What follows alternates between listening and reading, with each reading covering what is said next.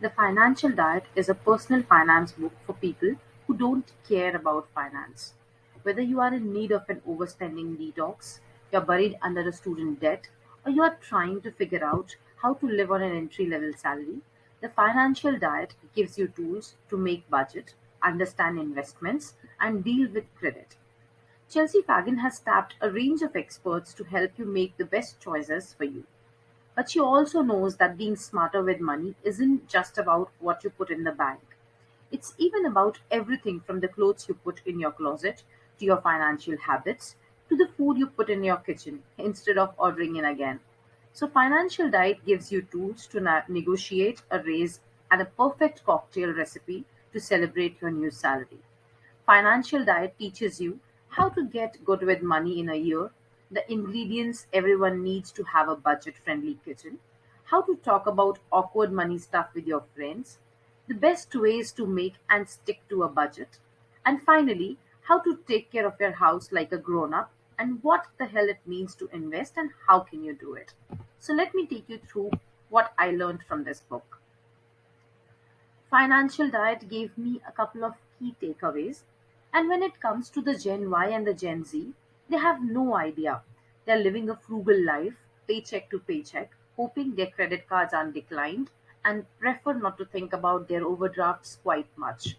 This is not sounding surprising in today's idealistic society, which incentivizes and encourages consumption while offering very little financial education. Countless young people's only financial advice is in the form of tone deaf information available online. So, reading this book, I had three major takeaways. One, to create a simple budget for better comprehending my cash flows, income, and expenditure. Why money spent and money saved are not the same value, and how to get paid what I am worth of. So now I'll take you through the five key learnings that this book gave me. The first cornerstone that I got was that if you're feeling bewildered when it comes to money, it might be a good time to start your financial diet nice and slow. This book tells you that there are four don't you dare regs that we all can memorize and try to emulate. If you do so, you'll have taken a big step forward into steadying your finances. They'll improve your relationship with money. So let's see what they are. The first cornerstone in Don't You Dare is spend money that you can only pay off within a. The day you spend money you can't pay back in a month's time is the day when you wreck your financial viability because debt begins to accumulate. Credit cards have their advantages. They can help you create a credit score and even earn you reward points, cashbacks, or air miles. However, when you handle one as if it was a debit card, is when you are wisely learning to have your finances. Second, do not succumb to the CEO style of living, or better, a luxurious lifestyle. It changes your thinking as your financial viability or salary increases. Suddenly, you realize that you need a Gucci bag, a hair spa, or an expensive facial because your appearance does matter. How you are perceived definitely matters. The truth of matter is that we don't require all such things. So maybe we should let them go. Splurge as per your budget, not as per the lifestyle you believe you ought to have. Third, don't let a week go without at least twice monitoring your bank balance. Similar to how reluctant a dieter avoids looking at the calorie content of the cake they are eating, many people in bad financial situations simply can't force themselves to glance at their account balance. And trust me, I was one of them. You can't start a financial diet unless you embrace the truth about your income, your expenditure, and no matter how grisly it appears, the first time you look at it, you'll have to behold yourself.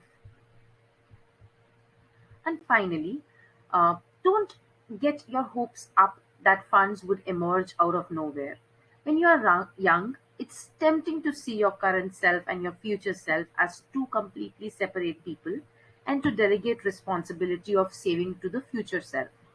Many people believe that simply staying out of debt is sufficient, and how they can stress on investing thereafter. But the truth is, there is only one you, and you will need to set aside a chunk of money, even if it is just a small bet right now. Let's move to the second cornerstone that I learned from the book. One of the best parts about being an adult is having the liberty to stay up late or squander your money wherever you want. It's a rush to have that independence, and create a rigorous budget for oneself may feel confining at that point of time. However, if you do not have one, you might be left destitute for the rest of your life. So, making a budget is the single most important thing you can do to take control of your spendings. So, what are the steps for a financial diet? As a result, the first and the most critical stage in your financial diet is to determine how much fund is flowing in and leaving out. It can be done using even a simple basic spreadsheet. You might find several different budgeting apps also now available free of cost. After you have completed this, you may begin analyzing the results. It will give you a vast pool of information about your own behavioral patterns. How much money did you spend on groceries each month? And how much did you waste on late night impulsive e shopping? Could you pay off your debt faster? Is your daily eating out costing you a potential chunk of money that could be saved every year? Simply assessing your expenditures should direct you to put prudent fiscal decisions, and might also be beneficial to devise a strategy to regulate your subsequent future behavior and intentions. Then it introduces you to a 50-30-20 strategy, which is a simple practice to achieve your expenditures and investments in check. In this, you should spend 50% of your income on fixed costs like your rents, your bills, 30% on your lifestyle or variable costs, so to say, and a minimum of 20% should be saved. That is very important.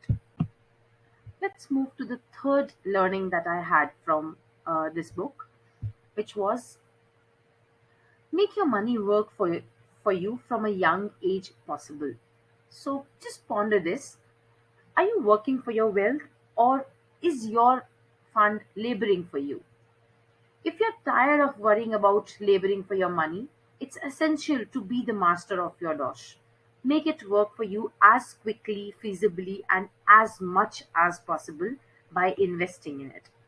Regardless of whether you can save a buck or 10 a day, you must begin as soon as possible. Being young is a covert path to expanding your fortune, since it allows your wealth to multiply over time. To understand how this happens, you need to understand the rule of 72. The rule of 72 shows how long it will take any investment to double in value. You just need to divide the number 72 by the annual interest rate or the return you will receive on any investment or the savings account. That gives you the number of years until your original money is doubled. It lets you recognize that money saved and invested is not the same as the money spent. This realization was absolutely alarming for me. So let me take you through what I learned reading the book. Assume you want to buy a dress for approximately $100. The dress is lovely, but you can see now that there is a choice between spending 100 or saving $100. It's not actually a choice between spending $100 and saving $100, but actually between spending $100 now and having $200 in 10 years, $400 in 20 years, and $800 in 30 years. And yes, it's a myth that only the older generation needs to invest. This realization came with the Rule 72. When it comes to investing, being young gives you an advantage, I feel. The earlier you start, the more time you have with your money to let it grow. This was again another